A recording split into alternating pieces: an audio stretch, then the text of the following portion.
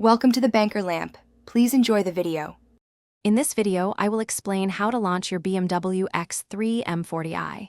Start by making sure your BMW X3 M40i's engine is warm. Then, switch to Sport Plus mode for the best performance. It's also important to fully turn off dynamic stability control. Finally, ensure your steering wheel is perfectly straight before you begin. Now, firmly press the brake pedal with your left foot.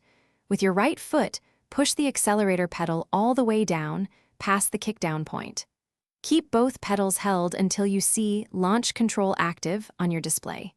The engine will automatically rev to the perfect RPM for launch. Once Launch Control active is displayed, quickly and completely release the brake pedal. Keep your right foot firmly on the accelerator, maintaining full throttle. You'll experience incredibly powerful and controlled acceleration as the car's systems manage any wheel spin for an optimal takeoff. After your thrilling launch, remember to switch back to your preferred normal driving mode. It's a good idea to let the engine and transmission cool down a bit. Use launch control sparingly to help maintain your vehicle's components. Always practice this in a safe, controlled environment. Thanks for watching. If this was helpful, leave a like and consider subscribing. See you next time.